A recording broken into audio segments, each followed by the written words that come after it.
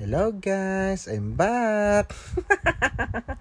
Isang napakasarap na ulam naman yung niluto natin guys. Sinigang na lechon baboy lang naman guys.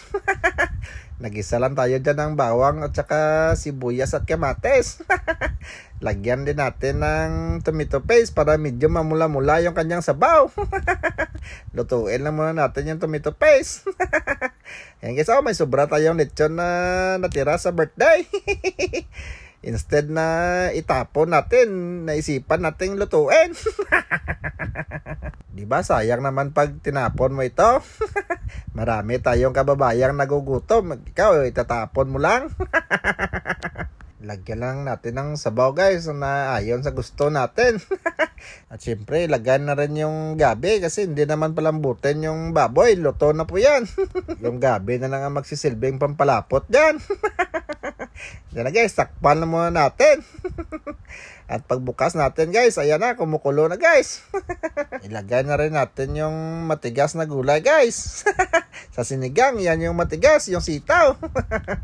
Kaya palagi siyang nauunang nilalagay. Yan na guys, timplahan na muna natin ng asin at saka bitsin habang inintay natin na lumambot yan ng konti. At pag okay na, ilagay na yung ating labanos. Gaya ng sitaw guys, palambutin lang natin ng bahagya din yung labanos at saka ilagay na yung ating talong. Huwag mo lagay yung talong mo yung talong na gulay Sinabay ko na rin ilagay yung ating siling haba dyan. At na guys, takpan lang muna natin para sama-sama na silang lumambot lahat. At na guys, pabukas natin, medyo malambot na yung ating mga gulay na nilagay. For sure, yung karne malambot na din yan. At pag umabot ka sa part ng video na ito, siguro naman nag-enjoy ka. Pwede paki-comment naman kung tagasan ka para malaman ko kung saan umabot ang video to. At para may shoutout ko na rin kayo sa next nating video. At yan na guys, nilagay na natin yung ating sinigang guys. Yan yung ating pampasim guys, yung sinigang mix.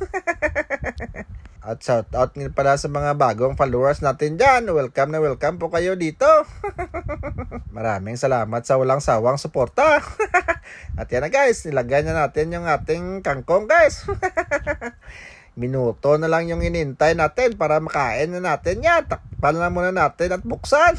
Diba, magic? At yan na guys, luto na po yung ating napakasarap na sinigang guys. Ano pang inintay mo? Tara, kain na tayo. At shout out kay Shem Salsalida ng Bilyang Ila. Salamat sa iyo, idol. At kay Brian Patricio, maabot na raw ng inubaan. At ganoon din kay Sorin May, maabot na daw ng Hong Kong. At ito malupit, umabot na rin sa Basilan. Sabi ni Yob.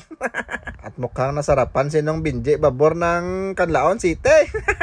So hanggang dito na lang guys. Maraming salamat sa panonood. Paalam, bye bye.